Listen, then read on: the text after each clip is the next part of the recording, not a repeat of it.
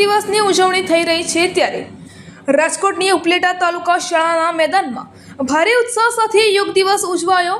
યોગ માટેના ફાયદા અને તેની ઉપયોગિતાને લઈને આખા વિશ્વના લોકોએ આપણા યોગને વિશ્વ યોગ તરીકે સ્વીકાર્યો। આપણે નિયમિત યોગ નથી કરતા, પરંતુ એ લોકો રોજ નિયમિત યોગ કરે છે અને આ બાબતને ધ્યાનમાં રાખીને સંયુક્ત રાષ્ટ્રોએ ભેગા મળીને 21 જૂનને વિશ્વ યોગ દિવસ તરીકે જાહેર કર્યો છે અને શાળામાં, કોલેજમાં, ઓફિસમાં બધે જ યોગ દિવસ ઉજવવામાં આવે છે। ત્યારે ઉપલેટામાં પણ તાલુકા શાળાએ સાંસદ પુરુષોત્તમ રૂપાલા સહિત મુખ્ય આગેવાનો, ધારાસભ્ય, પોલીસ સ્ટાફ, મામલતદાર શ્રી સહિતનાઓએ અલગ અલગ યોગ કરી યોગ દિવસની ભવ્ય ઉજવણી કરી હતી।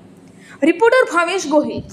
રાષ્ટ્રીય યોગ દિવસની સૌને ખૂબ ખૂબ શુભકામનાઓ।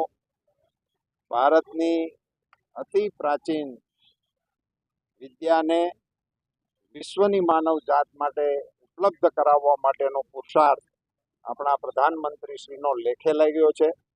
સમગ્ર વિશ્વ યોગ સાથે જોડાઈ રહ્યું છે। ગુજરાત સરકારે યોગ બોર્ડની રચના કરીને યોગને વધુ લોકો સુધી પહોંચાડવા માટેનો પ્રશંસનીય પ્રયાસ કર્યો છે। આજના યોગ દિવસ નિમિત્તે આ માત્ર કાર્યક્રમ નહીં રહેતા, દરેક લોકોના દૈનંદિન જીવનનો ભાગ બને એ દિશામાં જો સૌ વિચારશે તો આ એક અતિ પ્રાચીન વિદ્યાનો સદુપયોગ વ્યક્તિગત જીવનમાં અને સામૂહિક જીવનમાં આપણને જોવા મળશે, જે શરીર મનના સ્વાસ્થ્યને સદૈવ નિરામય રાખવા માટેનો ઉત્તમ રસ્તો સમગ્ર વિશ્વ સમક્ષ આપણે પ્રસ્તુત કરવામાં સફળ રહ્યા છીએ। આપણા સૌનું ગૌરવ છે। ફરીથી વિશ્વ યોગ દિવસની આપ સૌને શુભકામનાઓ।